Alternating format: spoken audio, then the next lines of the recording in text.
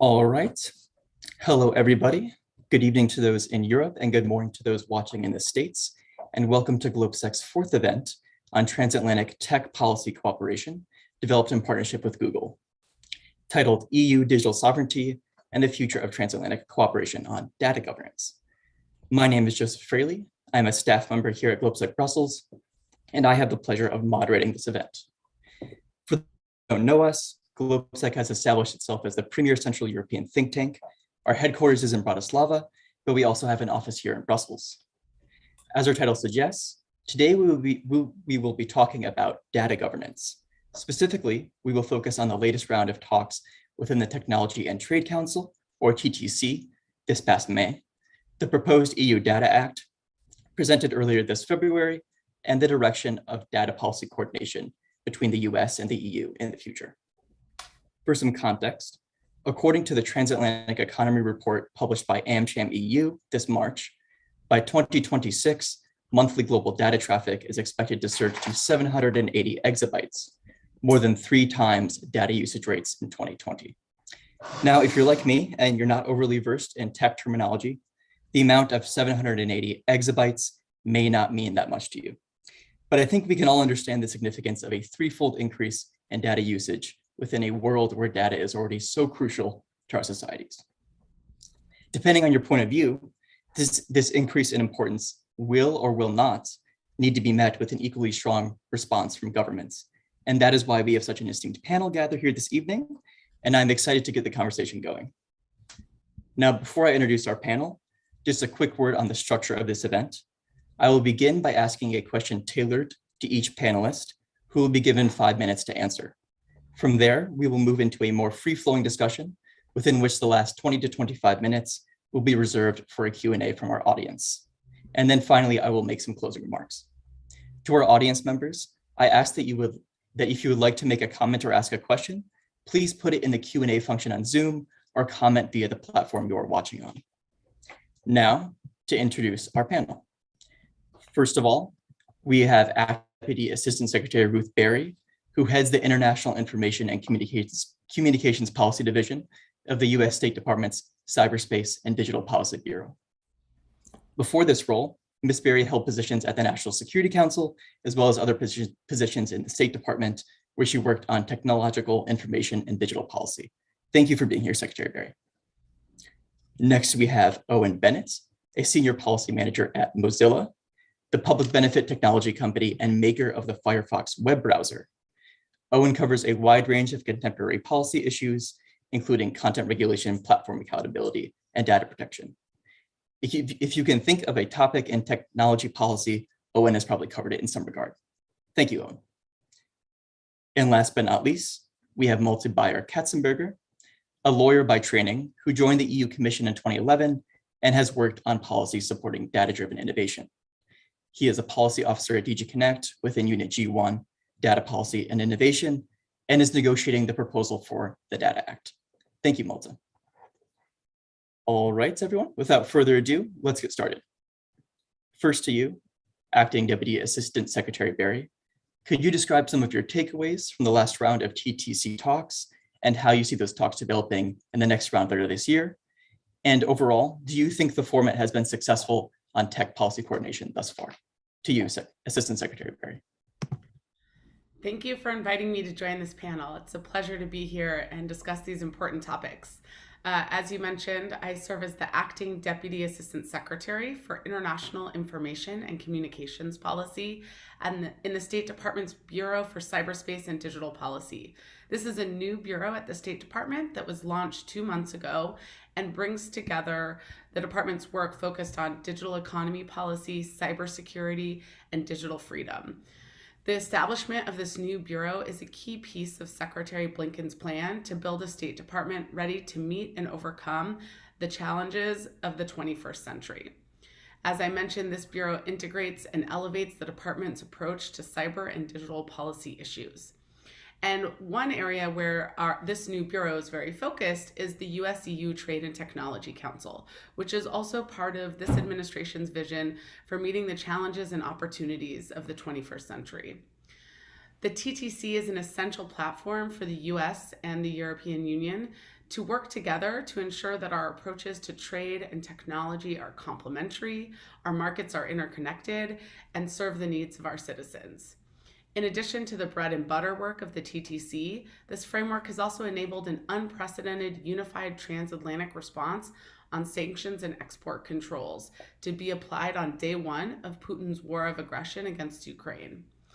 Our task within the TTC is multi-pronged: to put forward and carry out a compelling vision for global trade and technology in a way that serves our people, protects our interests, promotes innovation, and reflects our democratic values, including respect for human rights. In Paris last month, we made real progress on these objectives. I'll mention a few of the key technology-related deliverables that were achieved. The US and EU developed a joint roadmap on evaluation and measurement tools for trustworthy AI and risk management, as well as a common project on privacy-enhancing technologies. Creation of a US-EU strategic standardization information mechanism to enable rapid sharing of information on international standards development. An early warning system to better predict and address potential semiconductor supply chain disruptions, as well as a transatlantic approach to semiconductor investment aimed at ensuring security of supply chain and avoiding subsidy races. And a dedicated task force to promote the use of trustworthy, non-high-risk ICT suppliers through joint financing for connectivity projects in third countries. We also developed a new cooperation framework on issues related to information integrity in crises, particularly on digital platforms, with a focus on ongoing issues related to Russian aggression, including Russia's actions to manipulate and censor information. And we also released a US-EU guide to cybersecurity best practices for small and medium-sized companies whose business is impacted disproportionately by cyber threats. Looking forward, there remains a robust and promising agenda for further transatlantic cooperation on technology policy.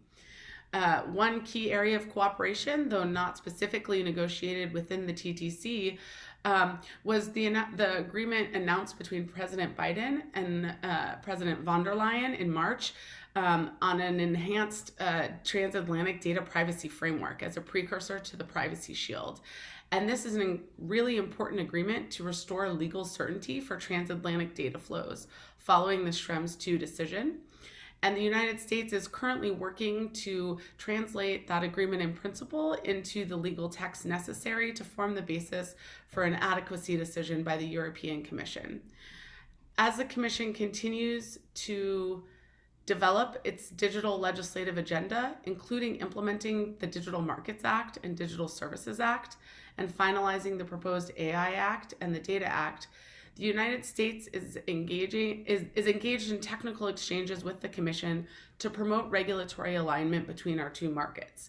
I'll be clear that the Trade and Technology Council is not a forum where the Commission is negotiating its new legislation with the United States. Of course, that's within the competency of the European Union, but it is really important that we talk about our different approaches to these types of legislation our approaches to regulating the information and data space so that we can ensure regulatory alignment, ensure there are no non-tariff trade barriers, and that we continue to address the harms in a way that does not stifle innovation.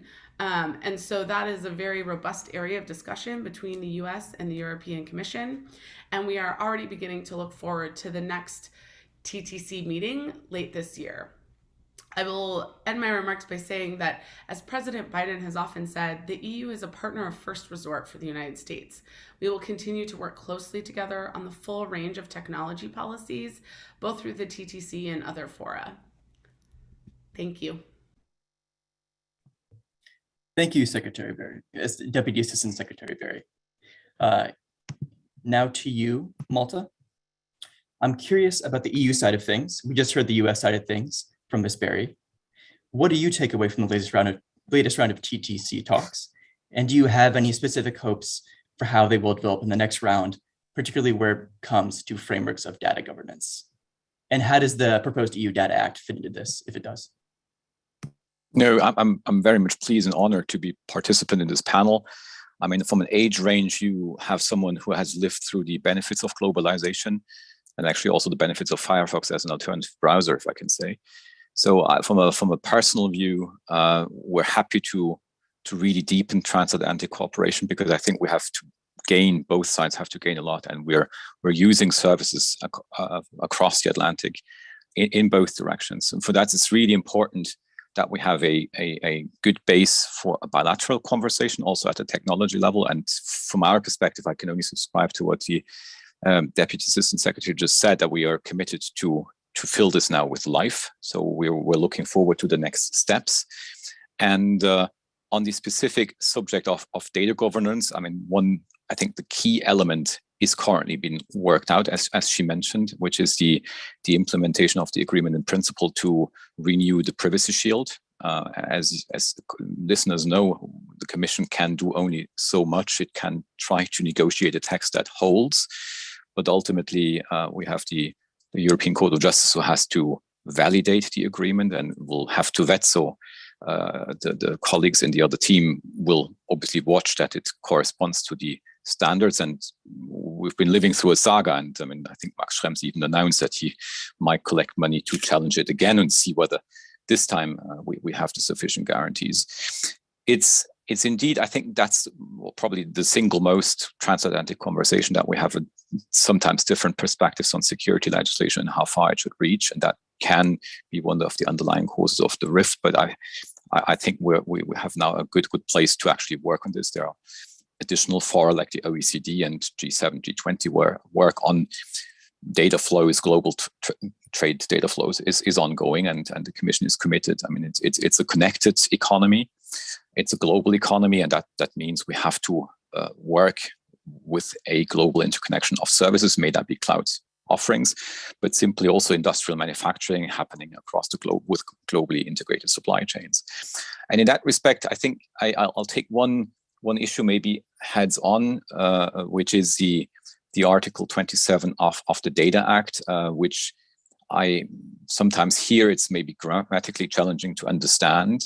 But one thing should be come out very clear from this meeting is that Article 27 is not about regulating the trade data transfers as such, but it says that we need to be respectful when we speak about governmental access requests. And the article has been very much drafted with the proposal for a European production and preservation order in mind, the so-called eIDAS proposal, which has a specific framework for how the EU would go about requesting data from service providers abroad, with a mechanism that is obliging them to be proportionate in the scope of the request. It's giving judicial review, but also has a chance for the other country, the receiving country, to challenge the European issued order on the grounds of what is called international comity, so the respect for other fundamental concerns of the other legal order, insofar as these are not just mere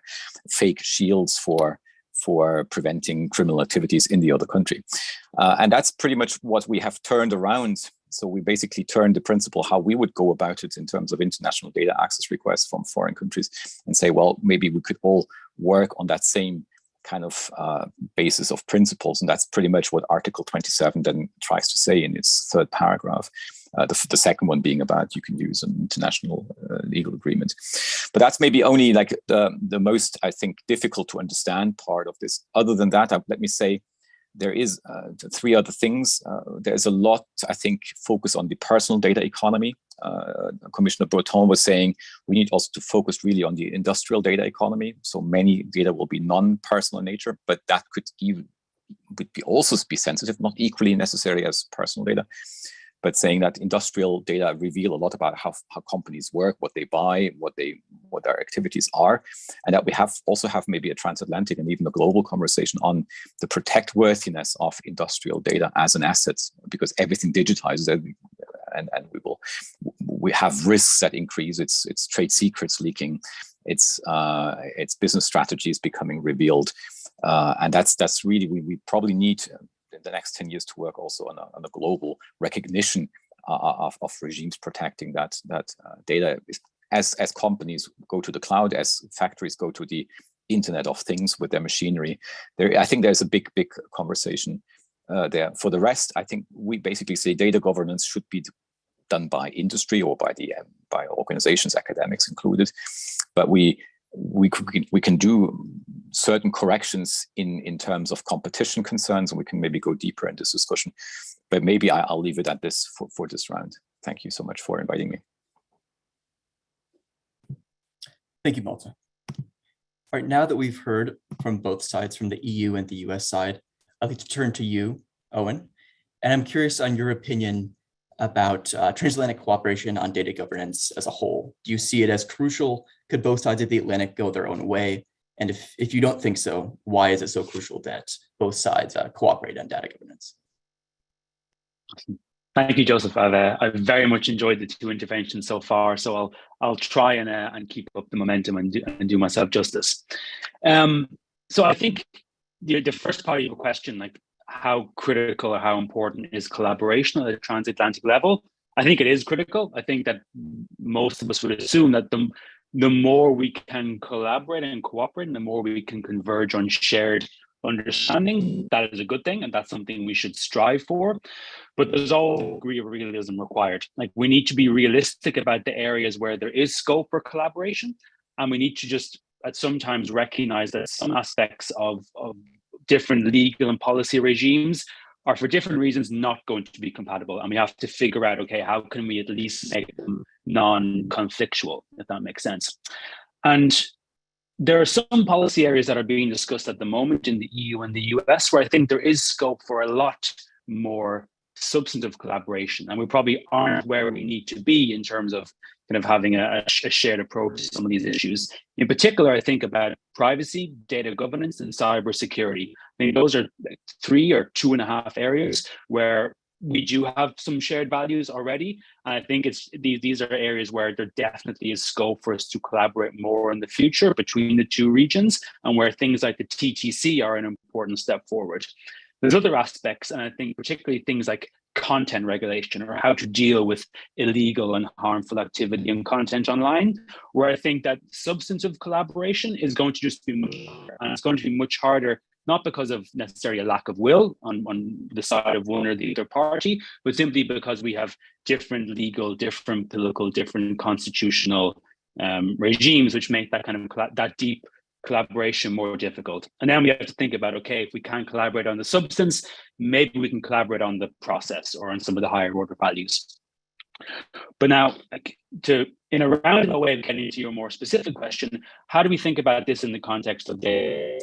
And the good thing from my point of view is that I can approach this question from a number of different angles, because depending on who you ask, data governance means quite different things. So I'm going to slice this 2 ways. One in the kind of substantive data governance issue, and then more broadly in terms of how this issue is being viewed through the context of the Trade and Technology Council. Now, first of all, substantively, when I think about data governance and how governments and regions should approach it, the first thing I think about is the individual, because I think that the first prerequisite to an effective data governance regime is ensuring that individuals, data subjects, that they have rights, that they have transparency, and that they have meaningful control about the data, regarding the data about themselves. And I think in the EU, we've made a big step forward with the General Data Protection Regulation. Obviously, I think most of us are probably not so happy with how the law has been necessarily enforced or the change it has led to on the ground. But I think as a matter of legal principle, the GDPR is an important step forward. We're not there in the US and Mozilla. We've spent many years advocating for a federal baseline privacy law in the US. We've had some good state level interventions, particularly in California, but I think the US desperately needs to enact a federal privacy law. I'm keeping my fingers crossed, because there is a new bipartisan bill which is under discussion and which may get a hearing before the summer recess. We're still looking at the details, but on the surface, there's a bit of progress there. So that's one area where I think we're quite happy and enthusiastic about. In the other sense of data governance, when I think about the Trade and Technology Council, it's really interesting the way data governance questions are being approached there, particularly in the last meeting that took place in France, because there, data governance is not being viewed through the lens of industrial policy or data trust or data altruism, but really through the lens of how platforms, like big technology platforms, deal with data and how they use data about themselves and about their users. So it's really interesting, because I've seen in the last session a lot of progress on things like understanding algorithmic amplification that's based on data, kind of being more transparent about content moderation and some of the data issues there, or simply just giving more data access for researchers to understand the way in which platforms can engender harmful outcomes. And that's a really interesting discussion and trajectory, because one, it is an angle of data governance, which probably hasn't been explored so much in the transatlantic context thus far. But more interestingly, it helps us get to some kind of collaboration about some of these content questions without having to align necessarily on what we think is illegal speech, what we think is harmful speech, and what we think platforms should do about it. So it's more of a kind of a higher order roundabout collaboration, but one which can use data governance as a way of solving otherwise quite thorny problems. But there's so much more I'd love to say on that, but I am conscious of not rambling too much, so I will stop there and hand it back to you, Joseph. Thank you, Owen. You had brought up something there a little bit, and that is the role of tech companies themselves within this transatlantic collaboration. So I'm wondering what role you see for them, and how the balancing between the interest of the users themselves, the individuals, and what is that? How does that balancing act play within the balancing act of the EU and the US's collaboration? And I'll let you have a quick word, Owen, and then if anyone else wants to have a word on that. I think the answer to that question is very much going to depend on which company you're asking, or how the company acts versus how it says it acts. And at Mozilla, we're a little bit unique because we're a public benefit company. So I work for the Mozilla Corporation. We're wholly owned by a foundation. So we've always been a little bit different and a bit more open in our processes, and we are guided by a public benefit mission. So I think if I apply this in the context of data governance and what we think the responsibility should be there, it's very much the idea that these are systemic problems, and you can have companies that will say, okay, we want to treat our users, our consumers fairly. We want to give them the best privacy and security that we can offer. And for instance, in Firefox, we try to do that with things like protections against third-party tracking, protections against malware, and so forth. But individual companies can only do so much, particularly if they are not gatekeepers and if they only have a certain piece of the ecosystem under control. And that's where the systemic element comes into play. Because to address some of these systemic problems about data misuse and problematic practices in the space, we do need a degree of government intervention and regulation. And that's where laws like the GDPR and laws like potentially going forward a federal privacy bill in the US could be tremendously helpful. And then otherwise, a secondary point that I would make is I see a tremendous amount of value in slowly but surely trying to reorientate companies' behaviors away from excessive data collection about consumers. Like at the moment, there is pretty much a race to the top in terms of how much data you can collect about your users in the hope that you can somehow monetize it in a certain way. And the more that we can incentivize better privacy practices, and the more ways in which we can incentivize business models that don't depend upon excessive personal data collection, I think we will be in a position where we can kind of get a better bargain of trust between consumers and citizens and the companies that offer them services. All right, thank you, Owen. If no one else has anything to say on that, then I'll move to another topic. So another thing that Owen, and I think Malta, you had mentioned this as well, is the sharing between data of businesses between themselves, government to business data sharing, and then business to government data sharing as well. And within the EU Data Act, there is a reference to this business to government data sharing and disclosing data when there is public interest. And to some, this definition seems a bit vague, but I'm wondering if this does need more rigid definition, or does this vagueness serve a purpose here? And I'll give that to you first, Malta. Thank you. I'm tempted to still add maybe two reflection points on the the previous comments from Owen, which really interests me. I think there were two subjects. On the first one, I mean, in terms of what platforms have as a responsible for the content they distribute. I mean, there's obviously the Digital Markets Act, which is now fine-tuned in the fine print, and I was not negotiating the file, so I only follow it from a bit of a distance. But in terms of the public discourse in Europe, you can have indeed, in certain parts of the political spectrum, people say, well, it's not acceptable. Actually, maybe even across the political spectrum, people say it's not acceptable that private entities basically govern our public democratic discourse space, apart from the more harmful kind of content that you can also find online. But we have maybe also Europe has a strong tradition on public broadcasters. So there was a use to say, well, it's a semi-state or parastatal kind of forum for democratic deliberation, and from that follows that if you're not fully private, is like say on a platform like Twitter, which I really like and use a lot, it could be bad. But that's maybe one of the points where indeed also there's also a variety of views, even in the College of European Commissioners, on what primes the freedom of individual speech and just say whatever you want, because we have lived through censorship in this post-Soviet space or the previously Soviet space, and we don't like that. So it primes, and no company and no government should censor basically the speech. And then others saying, well, we'll see also the harms that can do to the democracy. That's maybe one. On the second point, I'd like to make a little advertisement for the Data Governance Act, because what the Data Governance Act actually suggests as an alternative view in data governance and matching it with privacy concerns. And in the data debate, you have heard a lot about, let's bring the algorithm to the data, because if the algorithm travels, not the data, actually that's better for the environment, but also for privacy. So you don't have a proliferation, your data being stored on too many servers.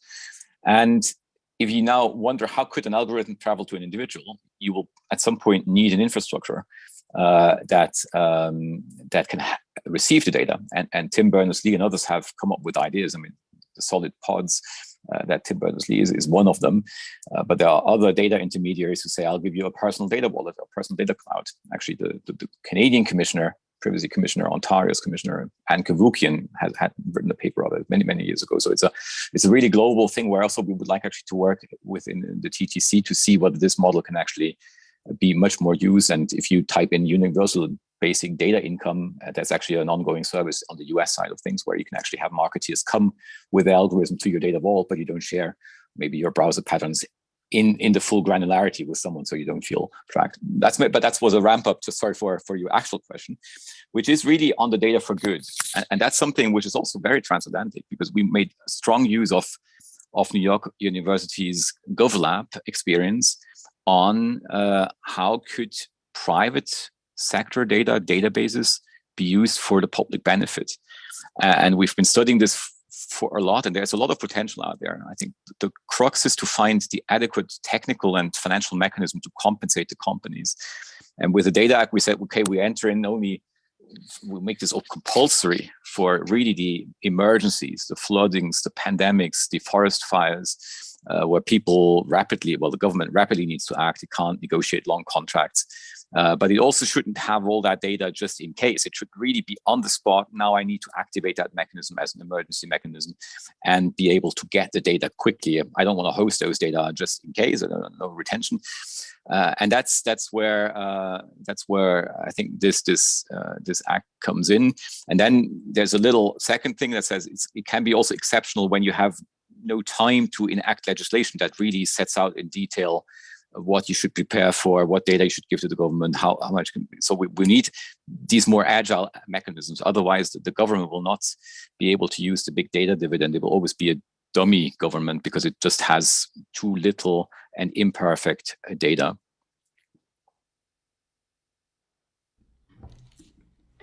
I can speak for a bit some of the issues that were raised so far. I mean, I think, look, data governance, I think, is one of the most complicated issues and challenges facing countries around the world right now. And I think really thinking through how do we define our objectives and our goals, and then how do we think about how we achieve those goals in ways that do not result in unintended consequences.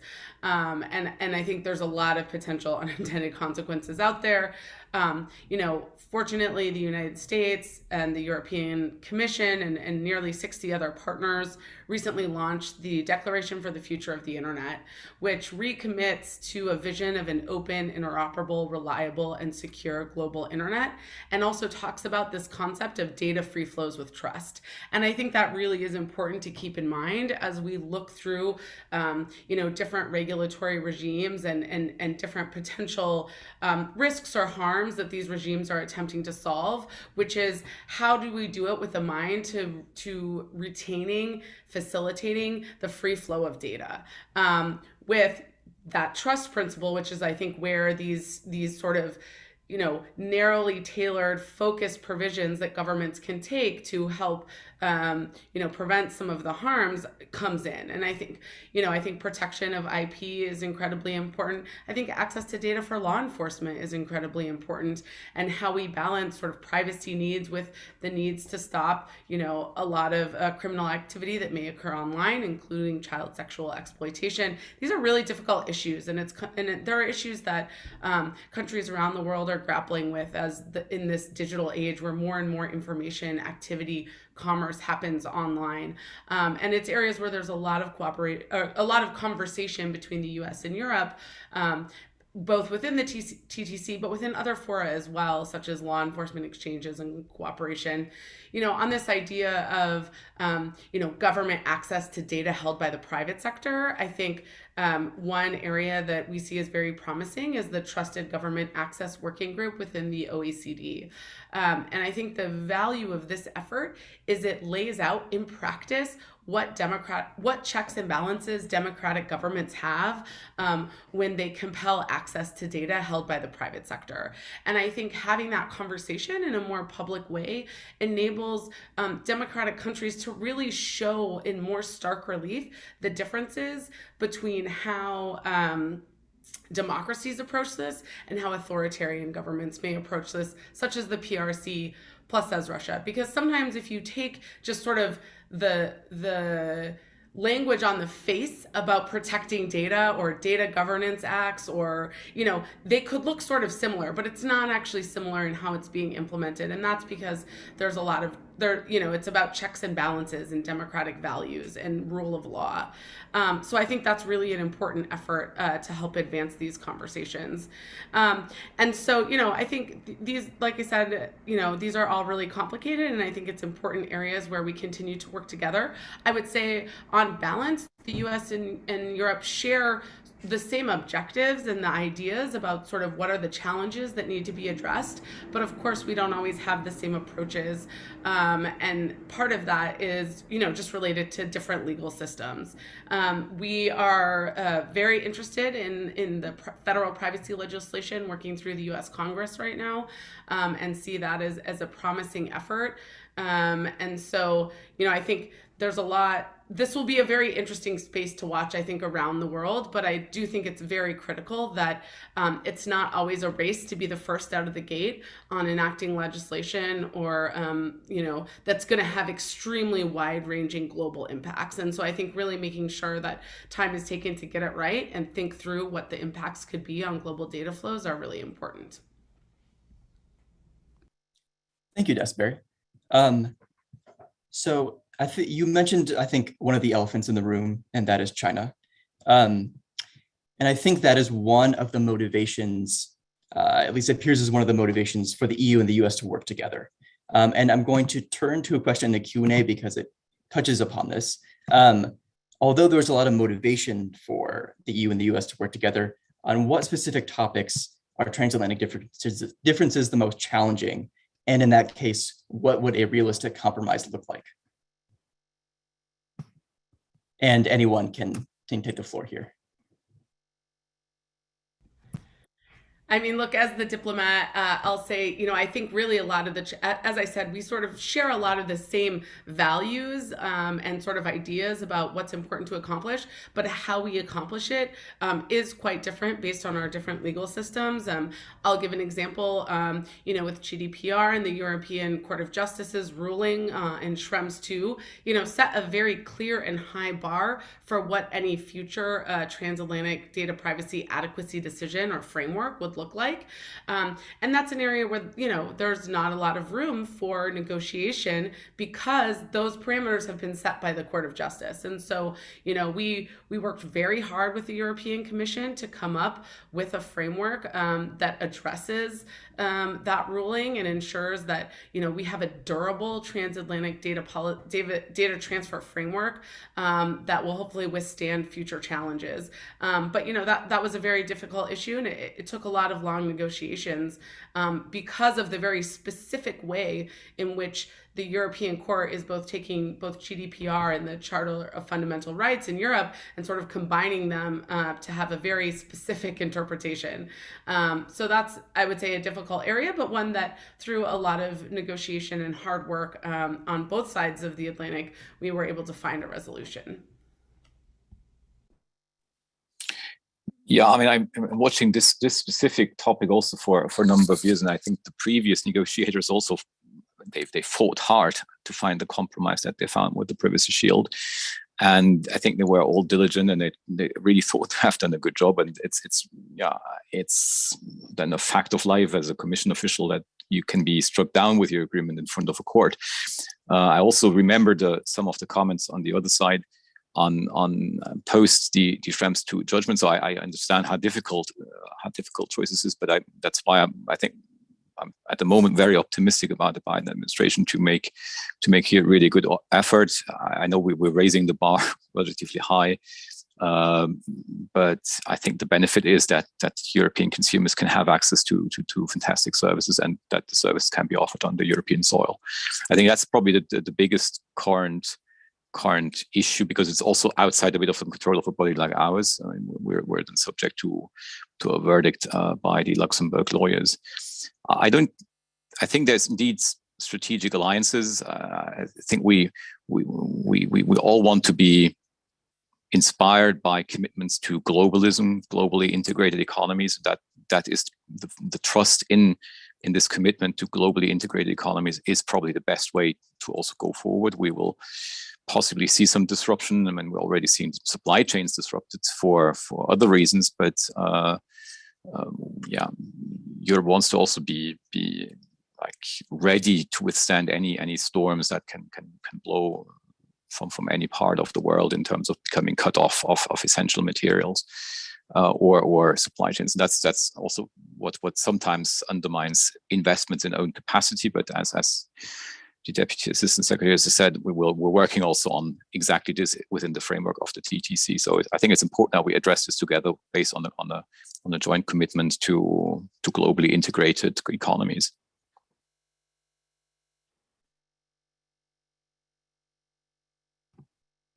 All right, thank you, Malta. I have another question here from our Q&A, although it's in the chat. The PRC has very specific views about controlling flow of important data, including non-PII data. What is the Commission's view on this? And I'll let you take this. Yeah, it's not a society we want to live in. I mean, on various grounds, on the privacy grounds, I mean, it's extremely obvious because the law is extremely precise, our law, and it's a big headache for compliance officers and companies to make it happen every day. It's important on how we leave room to companies to do businesses the way they like it, and also protect their know-how, their IP, but also their business strategies, and don't have to share them with the Commission. And then on this last thing, this business to government data sharing, I mean, it immediately smacks like surveillance. That's why we're so careful to actually bring it for really exceptional situations, and to say, well, as a default, it should always be about non-personal data. This is not about watching people. It's not about watching companies either. But it's about sometimes having the indicators that government needs to respond to a crisis, or also, but that's outside the Data Act, and should be really clear about this. Is out about in the future. Also, we will take a lot of measurements about how our economies are adapting to climate change, and government will constantly need more data. And that's not the Data Act which will be default. It's that the pressure to have an evidence-based policy in light of the tremendous change that is ahead of us it will require companies to do all sorts of reporting all the time. I mean, could be real-time CO2 emission monitoring in all the car fleet in Europe. Could be, because we may need to know, I mean, where is the pain points in the CO2 emissions, or measuring the construction industries, because we figure out that concrete or cement is the problem. So we'll have to have reporting on what's going on, just to have an overview where we're heading with our economies and our environment.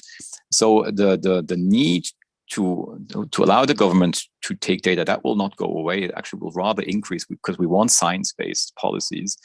The Data Act is really only scratching a little surface on the really emergency scenarios. But overall, I think we have to have a conversation. How can government, in a trust way, receive certain information, not everything and anything, from private entities, including companies mostly?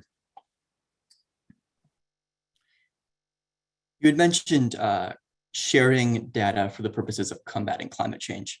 And I think that's a really interesting topic that will obviously develop a lot as time moves on. And I'm curious to you, Owen, are companies like Mozilla or large tech companies in general beginning to think about how the data they collect can be used for this effort, and developing attitudes as to how they would share this data with governments? That's an interesting question. And again, I think it's one which we have a rather unique answer to, because for as long as Mozilla has existed, we've been quite afraid of collecting data, because one of our manifesto commitments has always been that privacy and security should be fundamental and never optional on the internet. And so our belief was, well, when you collect data that's at risk, and it's at risk of privacy violations and security violations. So for a very long time, we actually collected very, very minimal data, which is quite unique, given that a browser is effectively a metadata generating machine. There's a lot of information you can glean from people's browsing histories. And we've slowly tried to change that over the last couple of years, and really to think about what does good data practices look like, and what does ethical data practices look like. And we have a couple of projects ongoing, which from a kind of a private sector point of view might be quite interesting, and things that we would like to create incentives for others to follow going forward. One thing that we're really interested in now, and I think it pops up a little bit in the context of the recent Data Governance Act, is this idea of like data altruism and data donation. And particularly, so one of the things that we focus a lot on is issues around like platform accountability, and how to better open up the black boxes that are big platforms, and understand some of the harms that very often they may be inadvertently giving rise to. And so one of the things that we have done is to try and use things like data donation mechanisms and browser extensions to help people kind of crowdsource data about things they are experiencing online. And we have a project called Mozilla Rally, and we've done a lot of collaborations with universities and with media outlets to allow individuals to opt into research studies through their browsing data. And this can really help them it'll help us understand, for instance, if there is discrimination in housing advertisements on social media services, if individuals, for instance, might be receiving artificially amplified harmful content in their kind of video recommendations and so forth. So the idea of using data donation and data altruism to empower consumers and individuals is something that we're really excited about. However, at the flip side, we very much come from the perspective that the internet was not built with privacy and security in mind. The number one and most basic objective of the internet is to allow servers to communicate with each other across networks. And then we've kind of spent the last 30 years trying to patch privacy and security on top of that. And so our idea is that things like encryption should be ubiquitous, and there should be strong legal protections and technical protections for individuals' personal data. And this is where the EU has such a critical role to play, and also where the US has a critical role to play. Because around the world, the EU and the US are seen as standard setters, both in terms of regulation, but also norms and values. And what we're always worried about, and the thing which kind of keeps us up at night, is when the EU and the US are proposing interventions, say, for instance, mandates whereby in certain extreme situations, private companies must kind of give access to public authorities to certain data sets, or that they must introduce certain mechanisms to filter content that would otherwise be encrypted. We always fear the global precedent that these laws may set, and we always fear the way in which they could be misapplied or exploited by other governments or regimes which don't necessarily share our value, but which seek to weaponize these interventions for their own ends. And so on that side, there is standard setting, and having that power that the EU and the US has is a tremendous opportunity. It allows us to advance good laws and good norms, but it also brings great responsibility in the sense that we always have to be mindful about how others will capitalize upon these things and how they may misapply them for ends which undermine privacy and security on the web. Thank you, Owen. Go Yeah, ahead, Das no, Barry. I think that's a great point, and just something I'll say sort of briefly in follow on is that I do think this idea of ensuring that we come up with interoperable standards that can be applied sort of around the world is really important. And I also think that the US and Europe are absolutely standard setters for a lot of the use and deployment and development of emerging technologies, just because we comprise major economies. I would also say that's true of the G7 countries and the OECD. But I also think it's incredibly important as we think about the future of emerging technologies and how they are developed, deployed, and used in ways that reinforce, not undermine, democratic values and respect for human rights, that we bring other countries into these conversations, including developing economies. Because I think it's really important that if we want sort of standards and norms that govern technology, to have the buy-in of countries around the world, that these countries are given the opportunity to participate in that process. And so I think that's something that I think is a challenge for all of us as we think about how do we really continue to reinforce the importance of democracy when it comes to these technologies. And I think, there's a number of ways when we think about this sort of interoperable and global standards that the US is working. And one example I'll just share is the APEC cross-border data privacy rules, which have since been expanded to the Global Cross-Border Data Privacy Forum, really with the desire to bring in countries around the world who can agree on a set of sort of minimum standards for the protection of data, but in a way that allows flexibility for how different legal systems seek to achieve those protections. And by minimum, I don't mean low standards. I just mean a shared sort of bar of privacy protection, but with flexible approaches to achieving that. And so I think that's one example of really how do we work with developing countries on some of these incredibly important policy and regulatory issues. If I can say something about that, I think that treaties and dialogues between countries are one thing, but I'm wondering if, Das Barry, do you think that there needs to be a stronger federal legislative response from the US in order to be a leader in this space? And going off that, another question in our Q&A is, how bipartisan is the US administration's approach to data privacy? Is that a major roadblock in possible future legislation, or is there a lot of common ground? I know that Owen had mentioned earlier about the federal privacy legislation. I was wondering if you could speak on that a little bit. Sure. So, I won't get into specific legislative proposals or the administration's views on them. Like I say, we're definitely looking at, federal privacy legislation with a lot of interest. I think in terms of, the bipartisan nature of it, you could sort of say the same about the US and Europe, which there may be sort of some shared understanding of the challenges, but then how we get there is something that is a matter of debate among many members of Congress, both within parties and across party lines. So it's something we're watching with interest. I mean, absolutely, I'll be frank, the commission in some ways is farther along on legislating on some of the challenges posed by, for example, large online platforms and sort of market concentration. And that's something that the United States is looking at how we can address both, potential legislation, but also within rulemaking processes or the Federal Trade Commission, looking at how we address some of these issues. So I think we're in a good place to certainly have these global conversations and show leadership on approaches, even if there's some more work that needs to be done at home to really put those in place.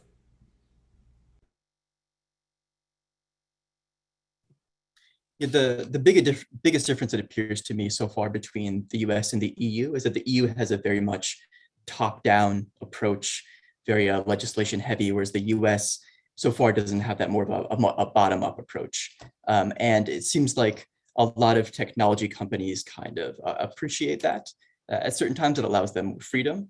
And I'm wondering either Owen or Malta, if you could comment on the reaction of some of the larger tech companies to the top-down approach the EU Commission has taken.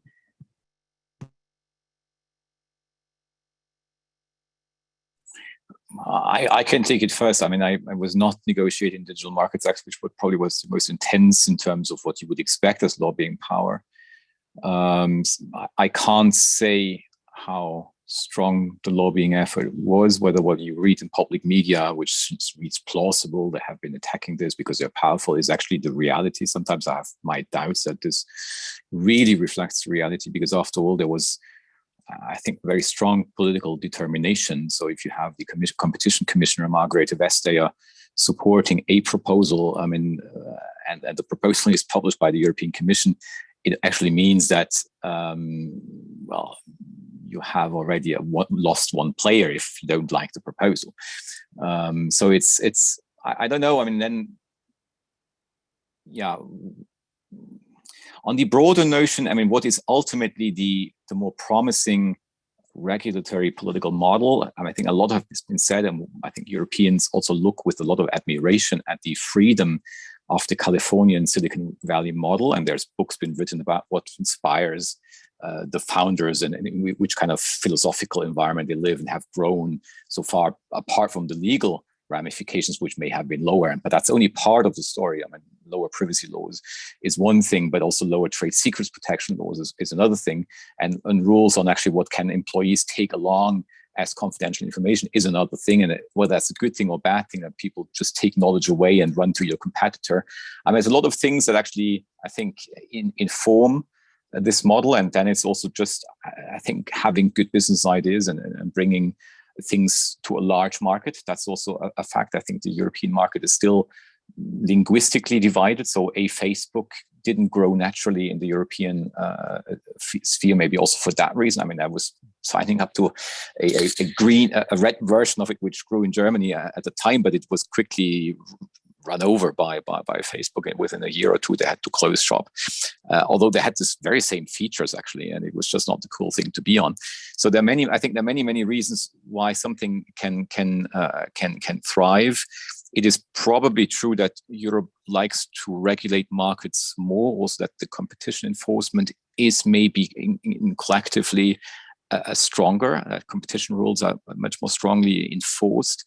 Whether that's a good or a bad thing, it's a matter of, I think, also needs probably a deep appreciation. I think one thing that always, I think, kind of gets us derailed or a little twisted in these conversations is that now we have a situation where the super large big tech companies happen to be American, and then people say, yeah, you're doing this because they're American. I think with some, I think most people would be intellectually honest to say, well, we would probably have to redress that as well if it had been a European company which had been stampeding into people's private rooms and lots of private information becoming shareable. Accidents happens also on the Alexa kind of side of things, so that probably there would be having also a discontent if it had been a European created thing. That's my very personal appreciation of this. I had the joy or maybe misfortune of having to work intensively on both the Digital Markets Act and the Digital Services Act. And probably the funniest takeaway from the whole process is that throughout the actual legislative negotiations, like big tech was pushing and screaming and pulling about everything and how so terrible it was and bad it was. And as soon as the law was adopted, everyone's attitudes have the same. And now it's the best law ever made, and it's great, and they love it and welcome it. So it's interesting how the discourse changes. One of our experiences is having to work across multiple different policy areas.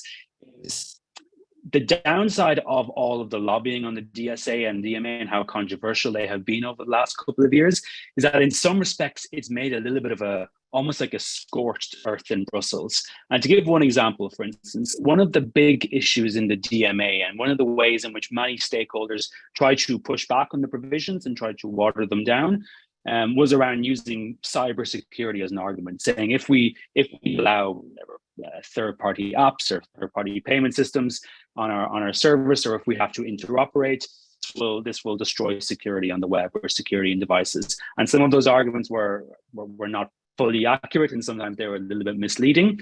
And obviously the co-legislators found a solution to address the legitimate concerns and also, but not use it as a blanket carve-out. The problem is that on other files now where there are legitimate cybersecurity concerns and where we do need to encourage lawmakers to reconsider the security impacts of certain provisions, those arguments are a lot less impactful, because there is almost a sense at which, oh, well, of course, you're a tech player, you're using the security argument against something, therefore it must be disingenuous. And so that's one of the enforcement developments over the last couple of years, and something that we as a small player, which doesn't have the same incentives as some of the other tech companies, are kind of intensively trying to recalibrate, because it is so important that we don't dismiss the security arguments. But another point I will raise, Joseph, so you made this distinction between the EU top-down approach and the US bottom-up approach. One of the things that we have noticed in the last couple of years is there is a growing sense that sometimes competition law and kind of competition on the internet and privacy can be at odds. And we see this, for instance, people may be familiar with the Google Chrome's privacy sandbox, or Apple's app tracking transparency provisions. And these are effectively mechanisms that those companies have deployed that try to restrict kind of data proliferation on the web and third-party tracking and so forth. And very often these have come into a lot of conflict in the EU and elsewhere because of their perceived impact on competition. And that's something which we are really trying to engage in and trying to raise awareness about, because our big fear is that privacy enhancing technologies, even when they are deployed by companies that are otherwise very big or can be gatekeepers in certain markets, that we should not trade off privacy to enhance competition. And sometimes we need to think about if our competitive ecosystem depends on massive proliferation of personal data and like leaking data to more actors across the web, then we need to rethink the way in which we're doing our business models as tech companies. And so that's one aspect where I think the top-down regulation, if it forecloses privacy to enhance competition, is where we probably need to review some of the balances. But I will once again. Thank you so much, Owen. Dasbury, if you have one last thing to say, we're wrapping up, so if you could keep it very short. Sure, absolutely. I'll keep it brief. First, I want to say thank you for inviting us to this panel, and to GlobeSec for hosting, and for Joseph Fraley as our moderator, as well as the other distinguished panelists. It was great to hear from you and hear your ideas. The one last thing I'll say is that in the United States, multi-stakeholder approaches to regulation is really foundational to how we think about how we can, ensure an innovative environment that also still has necessary checks and balances within it. And so I think that's something that remains incredibly important to the United States. But so does competition. And I think you see a lot more focus on looking at market consolidation among large platforms as an area of focus for enforcement within our own government at this time. And so I think, ensuring that there's a lot of stakeholder input is really important. And just one example I'll get is the executive order that was released, I guess, last year on protecting Americans' data, sensitive data from connected software apps, has a pretty involved notice and comment process as part of the rulemaking. And so that's something that's really built into the American system. And part of that ensures that there aren't unintended consequences, that we really hear directly from those who will be affected by regulations as to how they will play out or impact both businesses, but also, achieve the policy goals that we set out to. So it's a very important approach to the US system. But with that, I'll pause because I know we're out of time, and just say again, thank you for having me. Thank you, Dasbury, and thank you to all of our panelists for coming here today. I think it was a very good conversation, and we just got some interesting points at the end, and I'm sad that we have to end now. But I'll just push some key takeaways that I think came from this event. One, I think in all conversations surrounding the EU and the US, it comes down to shared values. And given that both the EU and the US are such hard tech players, using these values to spur more cooperation, whether within the TTC or other frameworks, is important and promising. Another takeaway, I think, is that this topic will grow. I think you all seem to insinuate that at some point that the realm of data governance is kind of going to explode as data becomes more and more available. There's more data sharing going on. It's a topic that I think we'll see a lot more of as time goes on. And then last, it seems like although there are differences between both the EU and the US's approach, as Das, Barry, and Owen just highlighted, as well as between companies and individuals, we all kind of want the same thing in the end. We want to use data to better our lives, whether that's through healthcare, whether that's to fight climate change, or what have you. So in the end, we all want to reach the same goal, and hopefully we can bridge these differences in big and small ways as time goes on. And once again, thank you to all of our panelists and all of our audience members for raising questions and attending today's event.